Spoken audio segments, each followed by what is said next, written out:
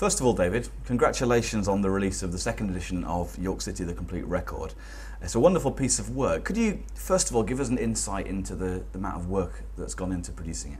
Well, yes, this has been quite a labour of love, really, quite a lot of work the last few months. A lot of work. First of all, I'm very much indebted to my son Ian, whose computer skills. He's helped me considerably in setting up the result charts, etc.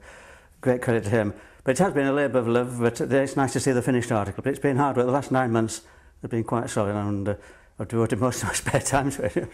Now, 2008 is a milestone year for you. It's your 60th year as a York City supporter. Was that the reason why you've decided to bring out the book now? No, not necessarily. No, it's just having to coincide, really. Because, my original book came out in 1990, and for some time now, a lot of people have been asking, when are you going to update it? And I first contacted Breeding Books again 2 years ago, and the Pinto, they set aside 2008 for the publication, and that just coincided with my 60th anniversary, which was a nice coincidence, yes. So you say a lot of work's gone into it, I can understand that.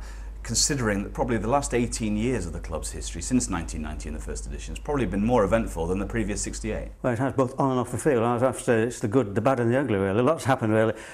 On the plus side, of course, the visits to Old Trafford, to Wembley, etc. And the victory over Everton, and really successes on the field, and the very disappointment of dropping out the Football League, and then, of course, off the field, all the uncertainty, very future of the club at stake, and the problems about where the new ground's going to be. So it's been so much, really, so it was really important that I felt that all these last 19, 20 years have to be updated. What support have you received from the club? Have they been supportive in your efforts? Very much so. The director has been very, very helpful indeed. Most of them last night, of course, were thanks to the great efforts of Nick Bassett and Graham Bradbury, so many ex-players coming. They've been very supportive and very helpful indeed, yes. Now, you mentioned the launch night. It was a great success. And how much did you enjoy seeing all those former players in one room? Well, it was great. It really was. It was quite overwhelming. But it was nice that players came from different decades, really, going back to Alf Patrick back in the 40s, right up to modern-day David McKirk, Colin Walker's there, of course. And good to see the likes of Richard Creswell, of course, Andy Bishop, no longer connected with the club, but still keep a close interest. And it was a night of nostalgia and quite overwhelming at times. Yeah. So if we're talking about former players, in your book you have a section, the top York City players. What criteria did you use to select that list? Well, it's difficult because obviously with the space involved in the book, really basically it was at clubs maybe at least 100 appearances, being the odd exception. Marco Gabardini, he played an important part really because the funds we got for him with his transfers, etc., helped the club in the early 1990s and helped towards promotion via Wembley. But mostly it was really 100 plus appearances and tried to spread it out over the decades, really, trying to cover the pre-war period and then the 40s, 50s onwards. But it was difficult, and one or two notable players have been omitted, and one or two people might be upset by that, but it was really down to space, really, a lot. And a lot of it was my personal likes and etc., but it was mostly space, yes. So you weren't able to use your kind of personal preferences of players to shove them in there? No, not really, but one or two, no, I haven't really, but obviously it's my own opinions on players and likes and everything, but basically it was the players who played a big part in over the club over the years. And generally, I think you'll find nearly all the players have made 100 plus appearances.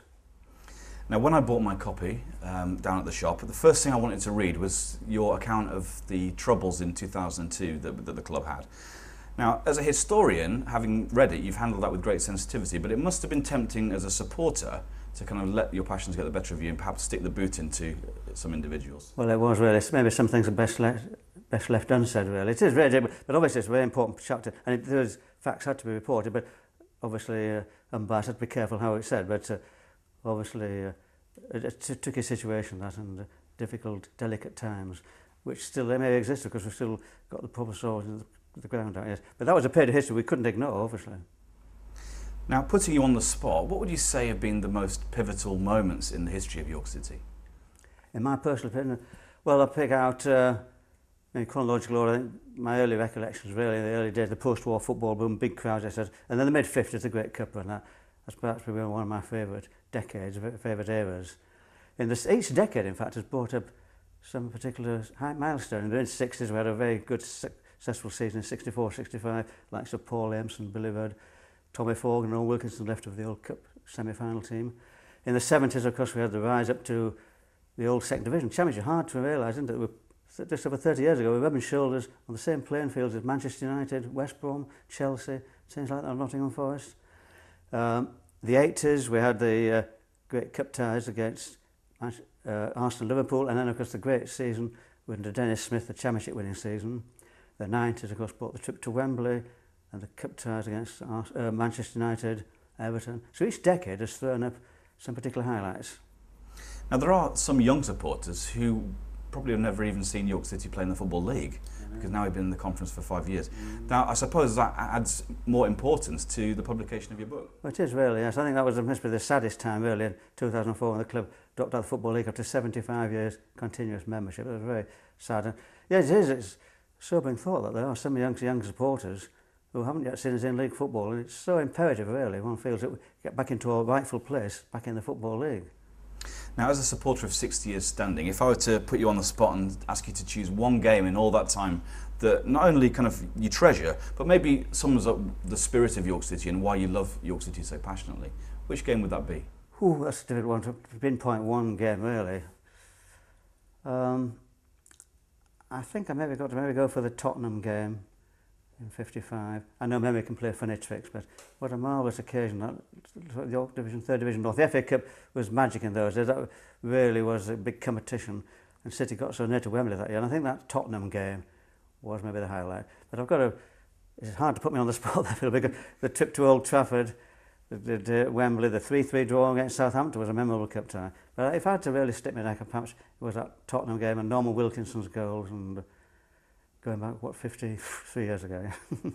Now, if I can finish off with an issue, which is, I've heard many people say that without David Batters, a lot of the history of York City would either have been lost or forgotten. Now, why do you think that maybe previous guardians of the club have not perhaps treated the history of the club with enough respect? And more importantly, in the future, how do you think the developments through time can be safeguarded for future generations? Well, that's right. It's important. I mean, the future is always important, the present and the future, but the past, it's always good to look back, and we've got a proud past to look back on, really. I think it's important to keep records as such. Yes, I would like to think, someone maybe inherit all my scrapbooks and programmes one day. I've kept scrapbooks going back into the 50s. It'd be nice, but surprisingly how many clubs here don't keep such archives and records. I think they're indebted to supporters maybe to do this, really. As regarding the book again, I've been indebted a lot by photographs from private collections, etc.